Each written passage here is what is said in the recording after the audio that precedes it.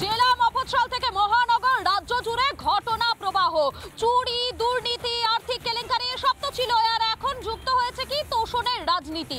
কি ছবি এই বাংলার? আর এই বাংলার কি ছবি, এই কথা বলতে গেলে সবার আগে আমাদের এই মুহূর্তে নজর রাখতেই হয় চাকরি হারাদের দিকে। দেখুন, চাকরি যারা হারিয়েছেন তারা এই মুহূর্তে পথে প্রতিবাদে তারা গর্জন করছেন, তারা বলছেন তারা যোগ্য, তাদের চাকরি ফেরত দিতে হবে, এই দাবিকে তারা সামনে রাখছেন। আর এরই মধ্যে শিক্ষামন্ত্রীর সঙ্গে চাকরি হারাদের বৈঠক, সেই বৈঠক কি আদৌ ফলপ্রসূ হয়? বৈঠকের যে প্রতিশ্রুতি সেটা কি আদৌ পূরণ হবে?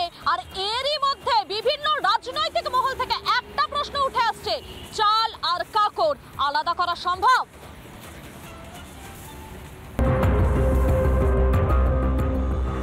কি হতে চলেছে চাকরিহারা শিক্ষকদের ভবিষ্যৎ? শুক্রবার শিক্ষামন্ত্রীর সঙ্গে বিকাশ ভবনে বৈঠকে বসেন চাকরিহারাদের প্রতিনিধিরা। 13 সদস্যের প্রতিনিধি দল যোগ দেন বৈঠকে, ছিলেন এসএসসির চেয়ারম্যানও। এবার কি তাহলে যোগ্য অযোগ্যদের তালিকা প্রকাশ করবে সরকার? চাকরিহারাদের দাবি 21শে এপ্রিলের মধ্যেই তালিকা প্রকাশ করবে বলে আশ্বাস দিয়েছে এসএসসি। যোগ্যদের তালিকা করা সম্ভব এবং সেটা বৃহস্পতিবারের দিন সোমবারের দিন আপলোড করবেন, মানে আলোচনা সাপেক্ষে, মানে আইনি পরামর্শ। যোগ্য অযোগ্যদের তালিকা প্রকাশ নিয়ে শিক্ষামন্ত্রীর অবশ্য সাফাই, আইনি পরামর্শ।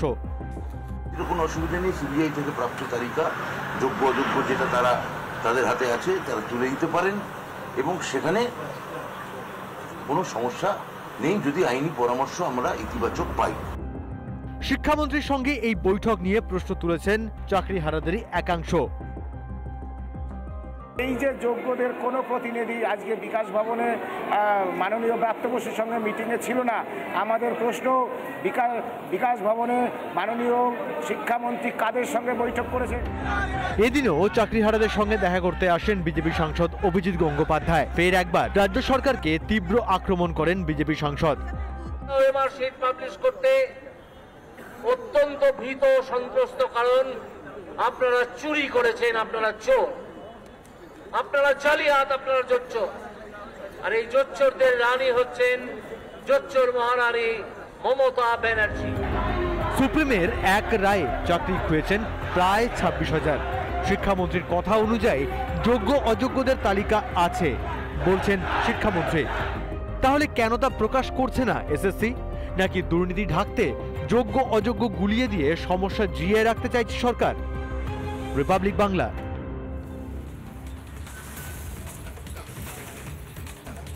বিকাশ ভবনে চাকরি হারাদের সঙ্গে বৈঠক শিক্ষামন্ত্রীর, কিন্তু বিভিন্ন রাজনৈতিক মহল থেকে একটাই প্রশ্ন উঠছে, এই চাকরি হারা যারা রয়েছেন তাদের ভবিষ্যৎ কি হবে? আর কতদিন তাদেরকে পথে নেমে এভাবে প্রতিবাদ করতে হবে? আর কতদিন তাদেরকে চিৎকার করে বলতে হবে যে তারা যোগ্য, তাদের চাকরিটা ফিরিয়ে দেওয়া হোক? এই প্রশ্নটা উঠছে। আর সব থেকে বড় কথা, চাল আর কাকড় আলাদা করা কি সম্ভব? কি কোনোভাবে এই দুর্নীতির জল থেকে বেরোনো? এটাই তো সব থেকে বড় প্রশ্ন। আর এই প্রশ্নের মুখেই কিন্তু পড়তে হচ্ছে এই মুহূর্তে এ রাজ্যের সরকারকে, প্রশাসনকে। সরাসরি চলে যাবো, আমাদের সঙ্গে রয়েছেন আমাদের প্রতিনিধি তুলিকা রয়েছেন। তুলিকা, একটাই প্রশ্ন উঠছে, সমস্ত রাজনৈতিক মহলের, চাল আর কাকড় আলাদা করা সম্ভব তো?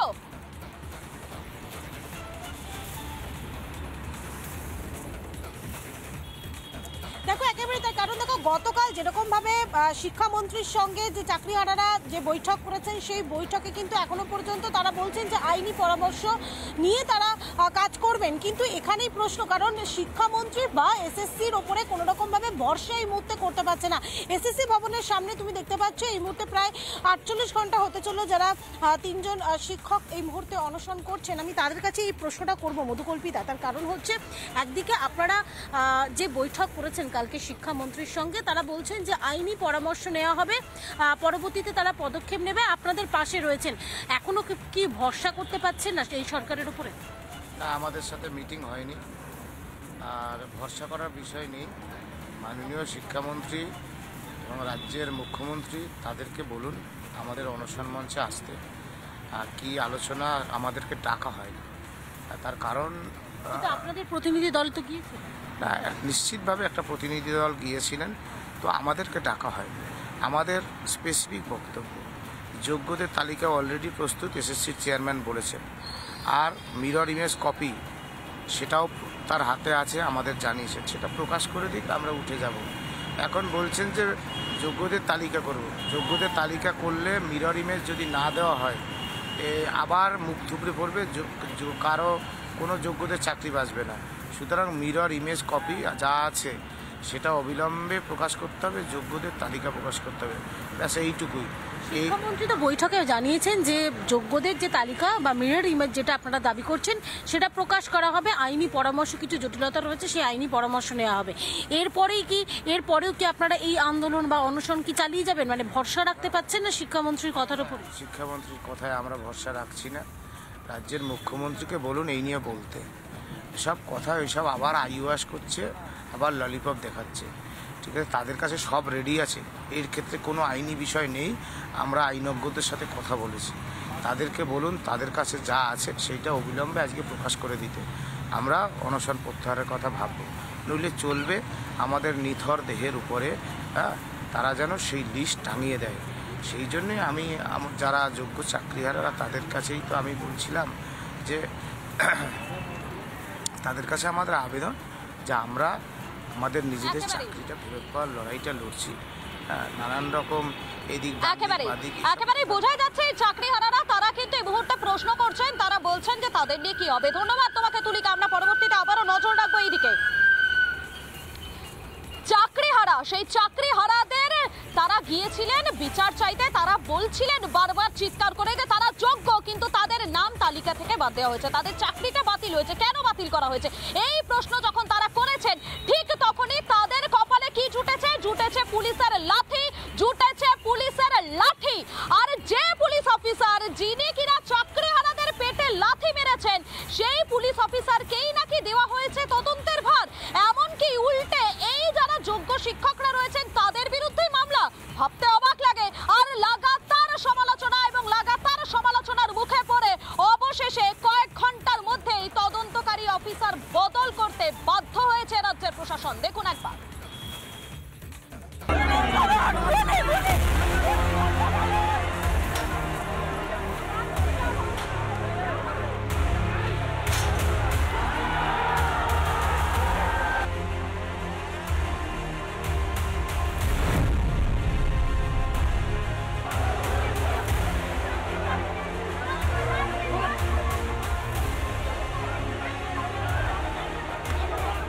নিরীহ নিরস্ত্র চাকরিহারা, তাদেরকে এইভাবে পেটাতে এতটুকু হাত কাঁপেনি পুলিশের? অনিশ্চিত ভবিষ্যৎ, তার মধ্যে পুলিশের নির্বিচারে মারধর, পেটে বুকে লাথি। সোশ্যাল মিডিয়ার দৌলতে কসবা থানার বীর এসআই রিটন দাস এখন পরিচিত মুখ। নিরীহ চাকরিহারাদের লাথি মেরে তিনি এখন পুলিশ মহলের তারকা। প্রথমে শিক্ষকদের বিরুদ্ধে মামলার তদন্তের ভার দেওয়া হয় এই রিটন দাসের ওপরেই। তাহলে কি নিরীহ চাকরিহারাদের পেটানোয় বীরত্বের পুরস্কার? সমালোচনার আগুনে যেন ঘি পড়ে। এরপরেই পট পরিবর্তন। কয়েক ঘন্টার মধ্যেই জানা যায় এআইওর দায়িত্ব থেকে সরানো হয়েছে রিটনকে। তার জায়গায় তদন্তভার গিয়েছে সঞ্জয় সিং নামে কসবা থানার আরেক অফিসারের হাতে। নিয়োগটাই তো প্রমাণ করে রাজ্য সরকারের মানসিকতা কি, তাকে দায়িত্ব দেওয়াটাই তো প্রমাণ করে যে রাজ্য সরকার এভাবে আন্দোলনকে অবদমন করার পক্ষে, রাজ্য সরকার লাথির পক্ষে। এখন বিতর্কে সরিয়ে দেওয়ার তো কোনো অর্থ নেই।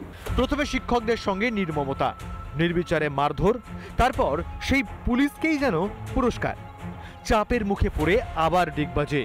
আর কত নির্লজ্জতার প্রমাণ রাখবে মমতার পুলিশ? রিপাবলিক বাংলা।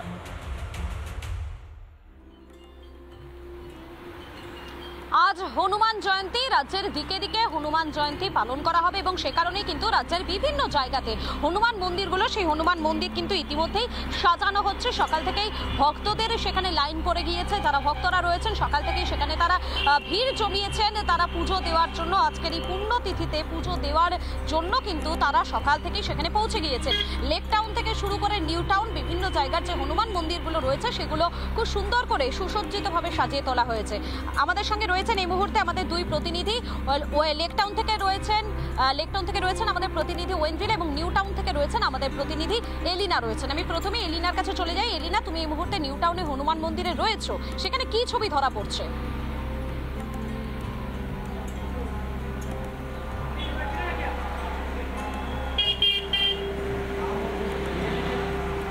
একেবারেই মধুকল্পিতা, দেখো আজকে হনুমান জয়ন্তী। হিন্দু ধর্মের কাছে, যারা হিন্দু ধর্মাবলম্বী মানুষ, আমাদের কাছে এটা একটি বিরাট উৎসবের মতো। এবং এই মুহূর্তে যেখানে রয়েছি নিউ টাউনের হনুমান মন্দির, এখানে হনুমানের যে বিশাল বিগ্রহ রয়েছে, হনুমানজির বিশাল বিগ্রহ, সেই বিগ্রহ তো রয়েছেই। তবে এই মুহূর্তে মন্দিরের ভেতরের ছবি দেখানোর চেষ্টা করি। তুমি দেখতেই পাচ্ছ এখন ঘড়ির কাঁটায় কিন্তু 8টা বেজে গিয়েছে। এখনই এতটা ভিড়, প্রচুর ভক্ত সমাগম হয়েছে। এই মুহূর্তে হনুমানজির যে বিগ্রহ রয়েছে মন্দিরের ভেতরে, সেই বিগ্রহে কিন্তু পুজো চলছে এবং তার সঙ্গে চলছে যজ্ঞ, হোম এবং যজ্ঞ চলছে। সকাল থেকে হনুমান চালিসা পাঠ করছেন এখানকার পুরোহিতরা। ভক্তরা এসেছেন, তাদেরকে হনুমান চালিসা পাঠ করানো হচ্ছে, মন্ত্র উচ্চারণ হচ্ছে। সবটা মিলিয়ে এটা একটা অভূতপূর্ব ছবি মধুকল্পিতা। গোটা মন্দির চত্বর ভীষণ সুন্দর করে সাজানো হয়েছে। আমি এই মুহূর্তে নিউ টাউনের সেই রাম মন্দিরে রয়েছি, যে রাম মন্দিরে হনুমানজিরও বিগ্রহ রয়েছে।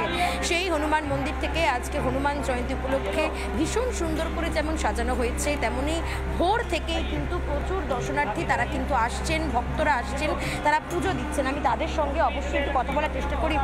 দাদা, কোথা থেকে এসেছেন? আমি এসেছি কৈখালি থেকে।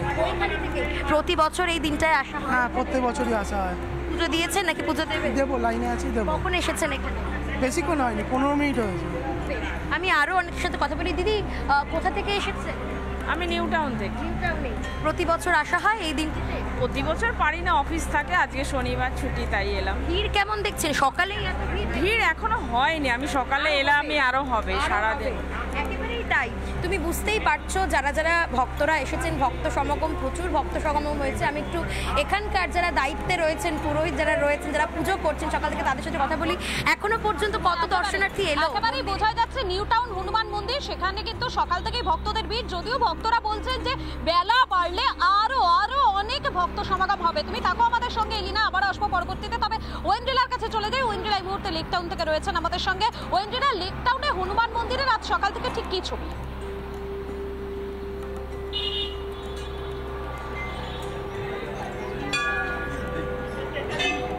ঠিক মধুকল্পিতা, তোমাকে সেই ছবিটা আমি একটু দেখানোর চেষ্টা করি। এই মুহূর্তে রয়েছে লেক টাউনের হনুমান মন্দিরে। তুমি দেখতে পাচ্ছ এই মুহূর্তে কি অপূর্ব করে সাজানো হয়েছে হনুমানজির যে মূর্তি, এবং তারই পাশাপাশি এই যে পুরোপুরি চূড়াটা তুমি দেখতে পাচ্ছ, এটা কিন্তু পুরোপুরিভাবে হ্যান্ড ওয়ার্ক কাজ।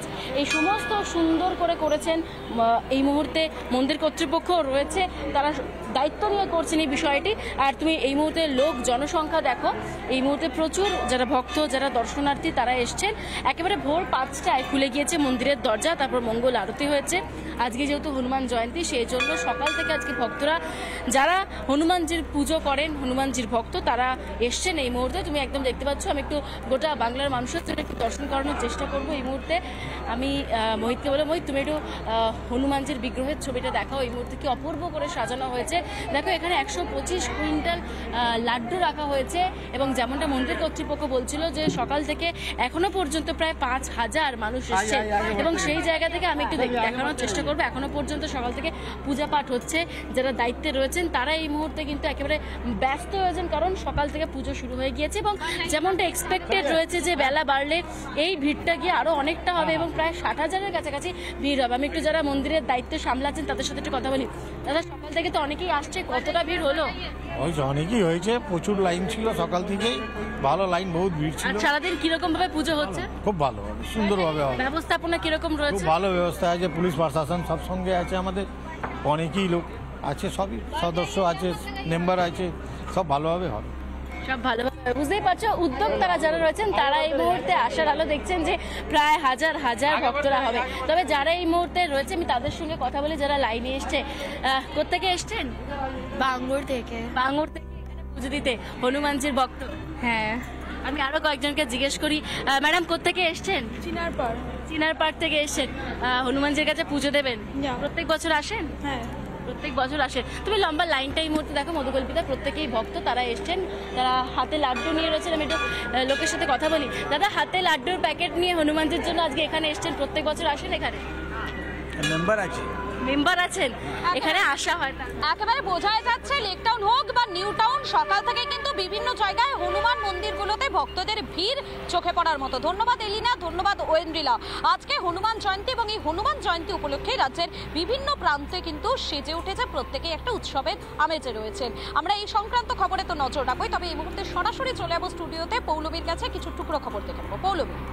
একদমই মধুকল্পিতা, আজ হনুমান জয়ন্তী, সংকটমোচন হনুমানের আরাধনায় গোটা রাজ্য গোটা দেশ বিভিন্ন জায়গাতে উপচে পড়া ভিড়। ঠিক তেমনই এই খবরের পাশাপাশি গোটা দিনভর গোটা দেশে একাধিক খবরের ঘনঘটা রয়েছে। আমরা সেই সমস্ত খবরে নজর রাখবো এক ঝলকে। 4 দিনের পর্তুগাল এবং 2 দিনে স্লোভাকিয়া সফর সেরে দেশে ফিরলেন রাষ্ট্রপতি দ্রৌপদী মুর্মু। শুক্রবার রাতে বিশেষ বিমানে ফিরেছেন তিনি।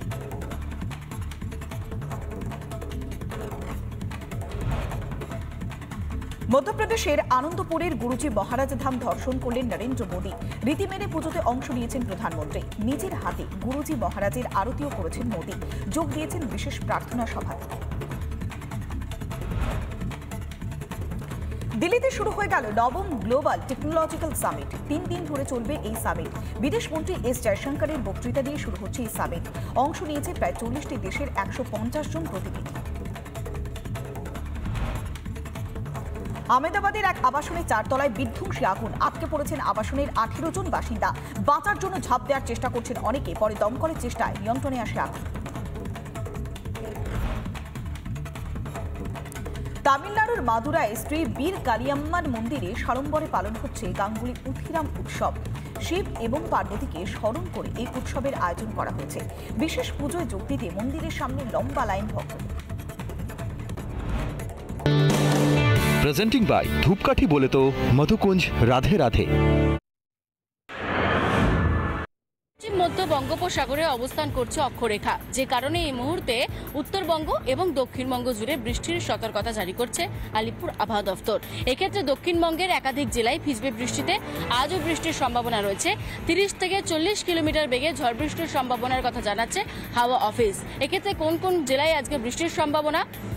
নদিয়া, পূর্ব ও পশ্চিম বর্ধমান, 2 মেদিনীপুর, তারই পাশাপাশি এই সমস্ত জেলা সংলগ্ন একাধিক জেলাতে সামান্য বৃষ্টিপাত লক্ষ্য করা যেতে পারে। বেলা বাড়লে গরম অনুভূত হবে এবং এই রকমই হাঁসফাঁসে গরম আপাতত বজায় থাকবে দক্ষিণবঙ্গ জুড়ে। এরই পাশাপাশি উত্তরবঙ্গেও আজকে বৃষ্টির সম্ভাবনা রয়েছে। কালবৈশাখী হবে একাধিক জেলাতে। আর উত্তরবঙ্গের টেম্পারেচারও কিন্তু এই মুহূর্তে বদলেছে, বেশ খানিকটা গরম অনুভূত হচ্ছে। এবং সব মিলিয়ে দেখতে গেলে উত্তরবঙ্গ থেকে দক্ষিণবঙ্গ গোটা বঙ্গে এই মুহূর্তে তাপমাত্রা ক্রমশই বাড়ছে। আজকে কলকাতায় 35 ডিগ্রি সেলসিয়াস হচ্ছে সর্বোচ্চ তাপমাত্রা, আর 25 ডিগ্রি হচ্ছে সর্বনিম্ন তাপমাত্রা। মহিতার সঙ্গে ইন্দ্রিলা ঘোষের report, Republic Bangla, Kolkata. Presenting by ধূপকাঠি বলে তো মধুকুঞ্জ রাধে রাধে। ওয়াকফ আইনের বিরোধিতায় অশান্ত মুর্শিদাবাদ, ধুলিয়ান, সুতি, শামশেরগঞ্জে অশান্তি এবং অশান্ত মুর্শিদাবাদে শান্ত করতে ইতিমধ্যেই টহলদারি শুরু করেছে বিএসএফ। এই সমস্ত খবরের আপডেটে নজর রাখুন রিপাবলিক বাংলায়। বরুণ, তোমার কাছে কি আপডেট রয়েছে? গঙ্গাসাগরের পূর্ব ঘেরিতে তীব্র জল সংকট দেখা দিয়েছে। প্রশাসনের সহযোগিতা না পেয়ে এলাকার মহিলারা বালতি কলসি নিয়ে মাঠে নেমেছেন প্রতিবাদে। তাই চোখ রাখুন বিস্তারিত জানতে। এরপর আমি চলে যাব রঞ্জিতের কাছে। রঞ্জিত, তোমার কাছে কি খবর আছে?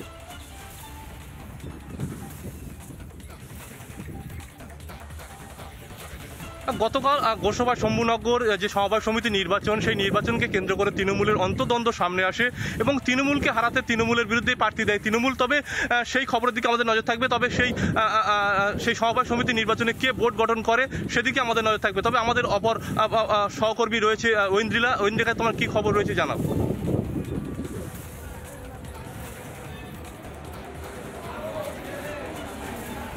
আজ হনুমান জয়ন্তী। নিউ টাউন থেকে লেক টাউন আজকে প্রত্যেকটা জায়গায় সেজে উঠেছে। ভক্তরা সকালবেলা লাড্ডু হাতে নিয়ে তারা এসছেন। সারা দিনব্যাপী আজকে কর্মসূচি রয়েছে মন্দির কমিটির তরফ থেকে। এই খবর আমরা দিনভর থাকবো। তবে এখন আপাতত সময় একটা ছোট্ট বিরতির, কোথাও যাবে না, দেখতে থাকুন রিপাবলিক বাংলা। নিউ ইয়র্কের হাডসন নদীতে ভেঙে পড়ল হেলিকপ্টার। মৃত্যু হয়েছে 6 জনের। মৃতরা সকলে স্পেনের বাসিন্দা। মৃতদের মধ্যে এক দম্পতি এবং তাদের 3 জন শিশু রয়েছে। ওই ব্যক্তি একটি জনপ্রিয় সংস্থার কর্ণধার। শোক প্রকাশ করেছেন মার্কিন প্রেসিডেন্ট ডোনাল্ড ট্রাম্প। আমেরিকার কানসাস শহরের বাইরে একটি বাড়িতে গ্যাস সিলিন্ডার বিস্ফোরণ, বাড়ির পাশে একটি জায়গায় ফাইবার অপটিক কেবল বসানোর কাজ চলছিল। সেখান থেকে কোনোভাবে সিলিন্ডারে আগুন লাগে বলে অনুমান।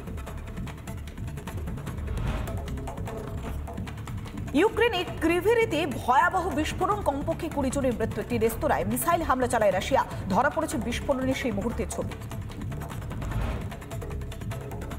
গাজায় একের পর এক হামলা চালিয়ে যাচ্ছে ইসরায়েল। রাফা এলাকা জুড়ে তল্লাশি ইসরায়েলি সেনার গোলানি ব্রিগেডের।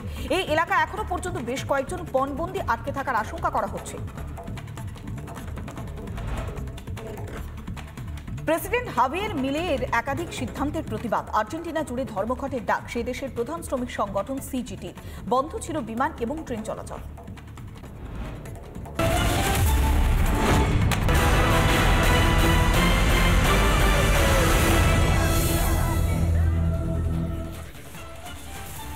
হাওয়া কেমন, হাওয়া কেমন, হাওয়া কেমন, প্রতিদিন প্রশ্ন। হাওয়া কেমন, প্রকৃতির হাওয়া কেমন? দুপুরবেলায় চড়া রোদ উঠছে, রাত্রেবেলায় ঠান্ডা, একটু হালকা ঠান্ডা লাগছে, বেশ মনোরম হচ্ছে রাতটা, দুপুরবেলায় আবার চড়া রোদ। পশ্চিমবঙ্গের অবস্থাটাও এরকম, চড়া চড়া চড়া। পশ্চিমবঙ্গ এই যে রাতের যে ঠান্ডা, এই যে মন ভালো করা ভোর, এখন ভালো লাগছে না। একটু দুপুর হলেই পাল্টে যাচ্ছে, অবস্থাটা পাল্টে যাচ্ছে। মালদা, মুর্শিদাবাদ, দক্ষিণ চব্বিশ পরগনা, আমতলা, হাওড়া, কোন দিকে তাকাবো, কোন দিকে তাকাবো? মানুষজন ভয় পাচ্ছে। আইনের শাসন উধাও, আইনের শাসন উধাও। পুলিশ সরে যাচ্ছে, পুলিশ ভয় পাচ্ছে। রাজ্যের হাওয়া ভালো নয়। রাজ্যের হাওয়া কি ভালো? আমাদের তো মনে হচ্ছে না, আপনাদের মনে হলে হতে পারে। সকালবেলা হয়তো হাওয়াটা ভালো লাগছে, কিন্তু যেরকম আইন শৃঙ্খলা পরিস্থিতি যাচ্ছে, আমাদের রাজ্যে তো বসবাস করাই উঠে যাবে এরপরে। না শিক্ষকদের জন্য, তারপর ওয়াকফ বিল নিয়ে রোজ রোজ কিছু না কিছু। এরপর তো আমাদের ভয় হচ্ছে যে আমরা রাস্তায় বেরোতে পারবো কিনা, এই দেশে আমরা থাকতে পারবো, আমাদের এই রাজ্যে থাকতে পারবো। হাওয়া কি করে ভালো থাকতে পারে? আর আমাদের তো অসুবিধা হচ্ছে, পুলিশ মন্ত্রী নিজের এসি ঘরে বসে হাওয়া বুঝতে পারছেন না। উনি প্রতিনিয়ত কনফারেন্স নিচ্ছেন, কনফারেন্সে এক এক ধরনের এক এক কথা বলছেন। জনসাধারণের কি অবস্থা হবে? কেমন আছেন, কেমন আছেন? আমি সকালবেলা দৌড়াদৌড়ি করছেন দেখি। হ্যাঁ, দৌড়াদৌড়ি করতে তো এসছি, কারণ আমাদের তো এবারে মহিলাদের তো আতঙ্ক হয়ে যাচ্ছে। আমরা যদি ফিট থাকি তাহলে হয়তো কেউ গায়ে হাত দিলে আমরা সেখানে অ্যাটাক করতে পারবো, কারণ পুলিশ তো আমাদের জন্য কিছু কাজ করবে না। পুলিশ তো দলদাস হয়ে বসে রয়েছে। আজকালকার দিনে কি অবস্থা হচ্ছে দেখছেন তো। এই যে আমাদের আমতলায়, জাঙ্গিপুর, পুলিশের প্রপার্টি, সরকারি প্রপার্টি নষ্ট করে দিল, তাদেরকে এফআইআর করা হলো না। কিন্তু ডিআই অফিসে যে বেচারা শিক্ষকরা গেলেন তাদের রুটি রুজির জন্য আবেদন করতে, তাদেরকে লাথি, কিল, পেটে লাথি, পিঠে লাথি সব পড়লো। তাহলে দলদাস পুলিশের হাত থেকে আমরা কি বাঁচতে পারবো? আজকে যদি থানায় যাই, আপনার আমার নামের যদি আমাদের কোনো দরকার পড়ে, এফআইআর নেওয়া হয় না। কিন্তু কাদের জন্য এফআইআর নেওয়া হয়? কাদের জন্য এফআইআর নেওয়া হয়? যাদের কোনো নির্দোষ ব্যক্তিদের জন্য। এখানে কোনো শিক্ষক আছেন? কি ব্যাপার? ও তো অন্য কথা বলছে, বলছে পুলিশ পালাচ্ছে, পুলিশকে মারছে, তখন কিছু হচ্ছে না। কিন্তু শিক্ষককে যখন মারছে তখন নাকি পুলিশ গিয়ে মারছে। পুলিশ এখন দলদাসে পরিণত হয়েছে। পুলিশের কাজ হচ্ছে, আসল কাজ হচ্ছে আইন শৃঙ্খলা রক্ষা করা, কিন্তু তারা নিরীহ শিক্ষক যারা চাকরি থেকে বরখাস্ত হয়েছে তাদের ওপরে তারা এখন দমন পীড়নে লেগে গেছে। 26,000 চাকরি যাদের চলে গেল, তারা কিন্তু বারবারই বলছে আমরা সবাই কিন্তু দুর্নীতিগ্রস্ত নই। যারা দুর্নীতিগ্রস্ত তাদেরকে আপনারা চিহ্নিতকরণ করুন। আর যারা 26,000 দুর্নীতিগ্রস্ত নয়, কিন্তু কোর্ট যেটা বলছে যে কে দুর্নীতিগ্রস্ত কে দুর্নীতিগ্রস্ত নয়, তাদের একটা লিস্ট দিন। ওরা লিস্ট দিতে পারছে না, কারণ ওরা তো সব নষ্ট করে ফেলেছে। কারণ এই লিস্ট দিলে তো ওদের মধ্যে ঝোলা থেকে বিড়াল বেরিয়ে আসবে, এবং তার সঙ্গে দেখা যাবে প্রত্যক্ষভাবে নবান্ন জড়িত আছে, এবং সেটা যাতে না হয় তার জন্যই তো তারা এটা করছে। এবং আর একটা ন্যাক্কারজনক ঘটনা দেখলাম যে কলকাতা পুলিশকে স্কটল্যান্ড ইয়ার্ডের সাথে তুলনা করা হয়, যাদেরকে প্রশিক্ষণ দেওয়া হয় বিশেষভাবে কিভাবে কোনো আন্দোলনকে দমন করতে হবে কিংবা সুষ্ঠুভাবে যাতে আন্দোলনটা হয় সেটা দেখতে হবে। তার বিনিময়ে দেখলাম কি সেই নিরীহ আন্দোলনকারী চাকরিহীন শিক্ষকদের উপর লাঠি প্রয়োগ হলো। শুধু তাই নয়, তাদের উপরে লাঠি প্রয়োগ করা হলো। আমরা লাঠি আর লাঠি, হ্যাঁ, লাঠি এবং লাঠি, এটাই কি তাদের প্রাপ্য? কিন্তু অন্য জায়গায় যে আন্দোলন হচ্ছে, গাড়ি ভাঙচুর হচ্ছে, অগ্নিসংযোগ হচ্ছে, সেখানে কি হচ্ছে, পুলিশ সেখান থেকে নিজের প্রাণ বাঁচানোর জন্য পালাচ্ছে, তারা কোনো পদক্ষেপ নিচ্ছে না, তাদের বিরুদ্ধে এফআইআরও হচ্ছে না। কিন্তু এদের বিরুদ্ধে এফআইআর হয়েছে, এরপরে ফায়ার হবে কিনা সেটা নিয়েও তো আমরা চিন্তিত। আমরা বিশেষভাবে সাধারণ মানুষ আমরা আতঙ্কিত হয়ে পড়ছি যেভাবে আইন শৃঙ্খলার অবনতি হচ্ছে। পুলিশ বলছে শক্তের ভক্ত নরমের জম, বলছেন পুলিশ শক্তের ভক্ত নরমের জম, এ সম্বন্ধে কিছু বলবো? আপনি কোনো সম্বন্ধে কিছু বলবেন না?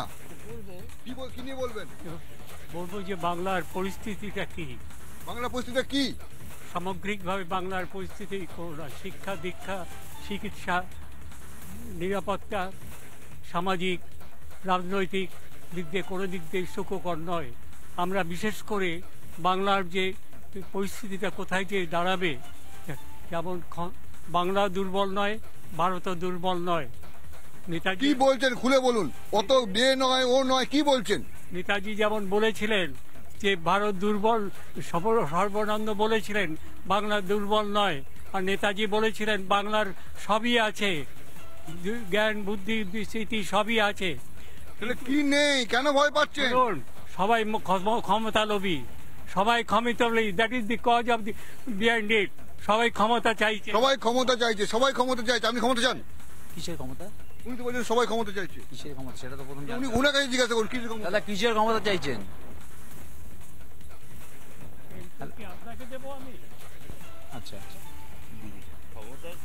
ক্ষমতা চাওয়াটা অপরাধ নয়, কিন্তু সেই ক্ষমতাটা সৎ পথে পাওয়া দরকার। আমরা সবাই ক্ষমতা চাই, ক্ষমতা চাই মানে এই নয় যে আমরা দুর্নীতিগ্রস্ত হয়ে সেই ক্ষমতাটা জয় আদায় করব। মানে ক্ষমতা চাইছে, ক্ষমতা পাচ্ছে, কিন্তু ক্ষমতা ধরে রাখতে পারছে না, তাই তো? হ্যাঁ নিশ্চয়ই, আমরা অনেক রকম কথা শুনলাম, সত্যি সবই ঠিক, কিন্তু বলতে চাই সর্বশেষে যে আমরা একটা মানে সুন্দর আমাদের বাংলাদেশ ছিল, কলকাতা ছিল, সেটাকে কি অবস্থায় পরিণত করা, শিক্ষা স্বাস্থ্য সব দিক থেকে আমরা কোথায় চলে যাচ্ছি নিজেরাই জানি না। যেখানে শিক্ষায় বাংলার সবচেয়ে 1 নম্বর স্থান ছিল, সেই শিক্ষা আজ কোথায় যাচ্ছে? টিচারদের উপরে এত অত্যাচার হচ্ছে, তাদেরকে তারা সবচেয়ে কষ্টকর হচ্ছে তারা কি করে তাদের জীবন নির্বাহ করবে। এটা তো মানে মেরুদণ্ড, একটা আমাদের দেশের শিক্ষা ব্যবস্থা একটা মেরুদণ্ড। যেরকম স্বাস্থ্য একটু দরকার, শিক্ষা দরকার, খাদ্য দরকার, তার মধ্যে এই শিক্ষা ব্যবস্থাটা এমন অবস্থায় দাঁড়িয়েছে যে যারা ন্যায্য শিক্ষা পাওয়ার মানে যারা যোগ্য তারাও ডিপ্রাইভ হচ্ছে। এটা তো আমরা মানতে পারি না। সবাই তো আর কি মানতে পারেন না? আপনার যেটা শামশেরগঞ্জে হচ্ছে, ধুলিয়ানে হচ্ছে, সুতিতে হচ্ছে, আমতলায় হচ্ছে, হাওড়াতে হচ্ছে, কি মানতে পারেন না? আসলে আমি এখানে একটু কথার জের ধরে বলি যে এক্ষুনি বলা হয়েছিল ক্ষমতা চাই, উনি যেটা বলছিলেন ক্ষমতা মানে জনসাধারণকে তাদের প্রাপ্য যেটা সেই ক্ষমতাটা দেওয়া হোক। মানে আজকে হ্যাঁ, আজকে যেরকম জুডিশিয়ালকে আমরা জনসাধারণরা মানি, কিন্তু রাজ্য সরকার দেখবেন কোনো জুডিশিয়ালের কোনো অর্ডার মানে না। কোনো অর্ডার যদি হাইকোর্ট থেকে বেরোয় উনি তুরন্ত সেটাকে অবজেকশন জানানোর জন্য সুপ্রিম কোর্টে পৌঁছে যায়। তার মানে যদি রাজ্য সরকার নিজেই যদি এই ক্ষমতা প্রয়োগ ঠিক মতো না করে, তাহলে জনসাধারণের কাছে কোন জায়গায় দাঁড়িয়ে আইনি ব্যবস্থার সুব্যবস্থাটা হবে? আজকে যেই সব জায়গায় আজকে বলছেন যেটা শুধু শিক্ষা ব্যবস্থা নয়, আজকে আইনি ব্যবস্থা পুরো ধসে পড়ে গেছে, স্বাস্থ্য ব্যবস্থা ধসে পড়ে গেছে। আজকে মেরুদণ্ড সমাজের যেই 2-3টে জিনিস, সেটা হচ্ছে ব্যবসা, স্বাস্থ্য এবং শিক্ষা। আজকের যুগে দাঁড়িয়ে এই রাজ্যে যেটা আমরা ছোটবেলায় দেখেছিলাম 34 বছরের গভর্নমেন্টে যে এইগুলো নাকি খারাপ, 34 বছর গভর্নমেন্ট সরিয়ে 11 বছর ধরে কি আমরা কিছু সুবিধা পাচ্ছি? সেটা আমাদের কোশ্চেন। আমরা জনসাধারণ সেই ক্ষমতাটাই জিজ্ঞেস করছি যে কি সুবিধা পাচ্ছে এই রাজ্যের সরকারের থেকে। আজকে স্বাস্থ্য ব্যবস্থা ধূলিসাৎ, শিক্ষা ব্যবস্থা ধূলিসাৎ, পরের প্রজন্ম কোথায় গিয়ে দাঁড়াচ্ছে? আমরা বুড়ো বয়সে গিয়ে আজকে এখানে এসে আমরা যে এখানে জগিং করছি, আজকে নিজেরা এক্সারসাইজ করছি নিজেদের ফিট রাখার জন্য, আজকে বুড়ো বয়সে গিয়ে আমরা কি করব সেটা জানি না। আজকে পেট্রোল ডিজেলের দাম অন্য রাজ্যের তুলনায় ভবিষ্যৎ খুব খারাপ হয়ে যাচ্ছে, বারবার বলছি ভবিষ্যৎ খারাপ হয়ে যাচ্ছে। এই যে যে হারে দেখা যাচ্ছে, আপনারা নিশ্চয়ই হাওড়া থেকে শুরু করে সব জায়গায় যে হারে পুলিশ মানে দর্শকের মতো দাঁড়িয়ে আছে, পুলিশ হচ্ছে দর্শক, পুলিশ চলে যাচ্ছে, যে পুলিশ যে ব্যাপারটা নিয়ে নিষ্ক্রিয় হয়ে দাঁড়িয়ে রয়েছে, পুলিশ ব্যাপার নিয়ে কোনো কিচ্ছু করছে না, ওরা আসছে দেখছে মারপিট হচ্ছে, এ হচ্ছে কিচ্ছু পুলিশ করছে না। পুলিশ নয়, পুলিশ দর্শক হিসেবে কাজ করছে পুলিশ। কেউ কেউ বলছে পুলিশ তোলে খালি, ওটা তো পুলিশের ডিউটি আছে, ওটা তো ডিউটি অনেকদিন ধরেই রয়েছে, এটা নিয়ে তো আর কিছু বলা, ওটা নিয়ে আলোচনা নয়। পুলিশ তুলবে, ওটা তো তুলছেই সব। স্বাভাবিক না, ওটা স্বাভাবিক, ওটা আগেও ছিল সেই মানে পুলিশ যেটা বলছে সবাই পুলিশকে মেনে নিচ্ছে, তোলা তুলুন পুলিশ, তোলা তুলুন পুলিশ, তোলা পুলিশ, তোলাতুলি। পুলিশ যে তোলাতুলি এটা বন্ধ করবে কে?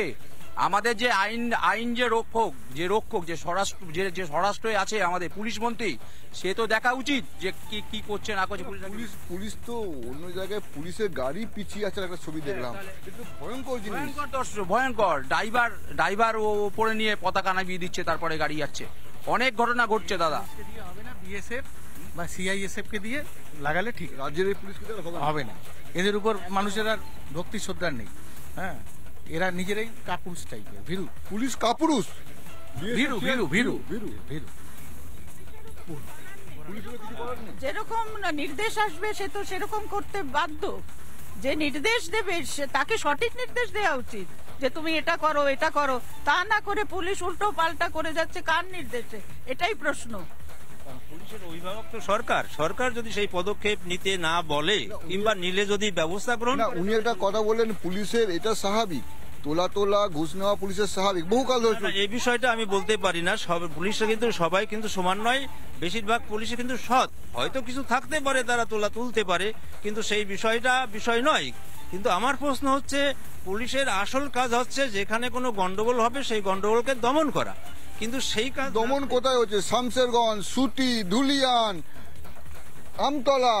কারণ তাদের কাছে এরকম নির্দেশ আছে, ওদের বিরুদ্ধে কিছু নির্দেশ আগাম করা যাবে না। আপনি চুপ করে আছেন এখনো চুপ করে আছেন? বয়স হয়েছে তো অনেক, বলুন কি হচ্ছে?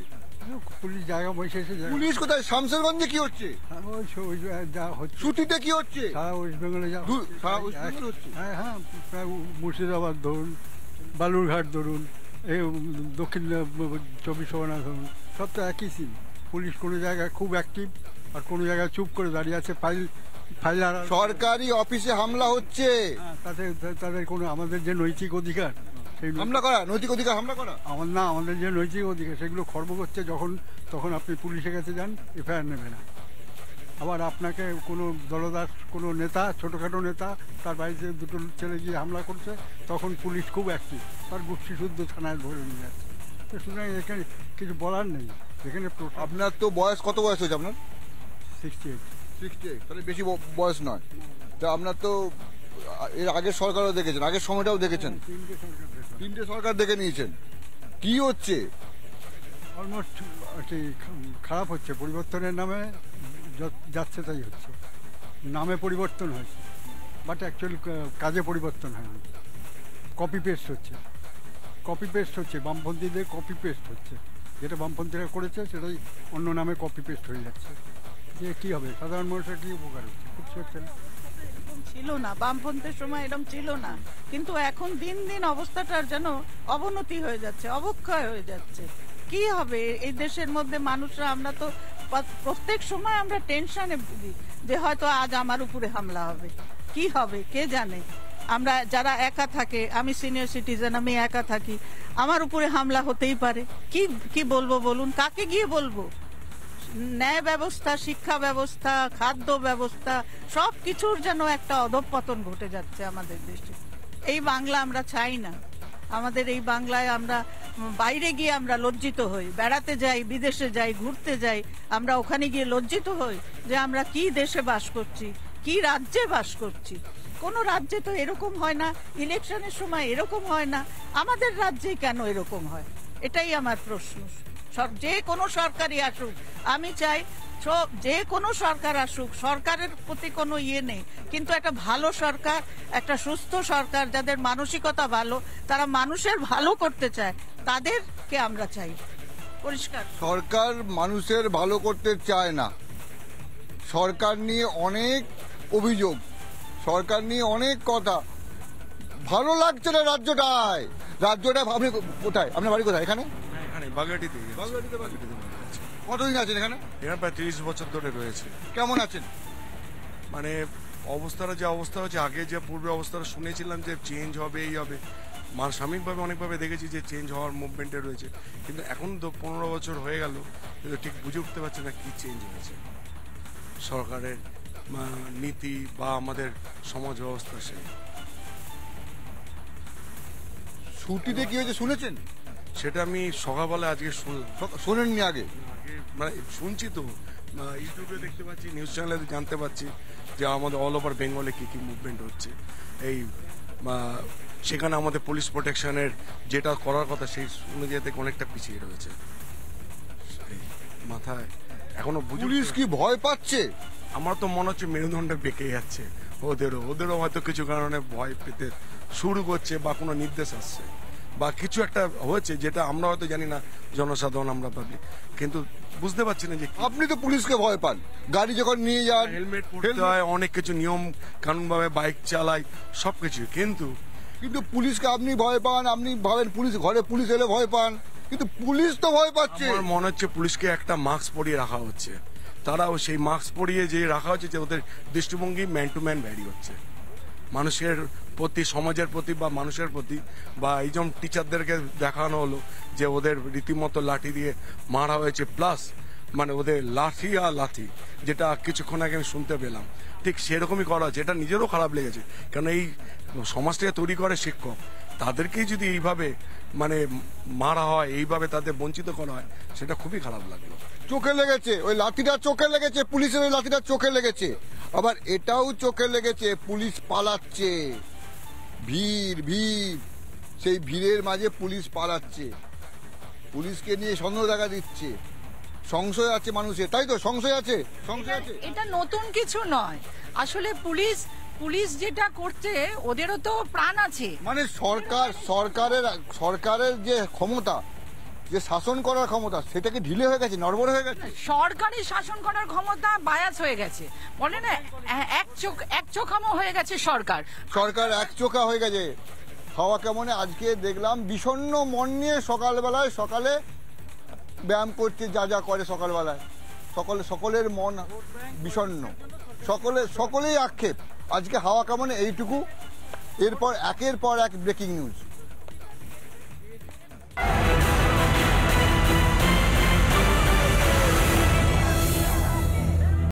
নানা ধরনের কন্টেন্ট দেখার জন্য লাইক করুন, শেয়ার করুন আমাদের ফেসবুক পেজ, সাবস্ক্রাইব করুন আমাদের ইউটিউব চ্যানেল। পাশাপাশি অন্যান্য ব্রেকিং নিউজের জন্য অবশ্যই চোখ রাখুন রিপাবলিক বাংলায়।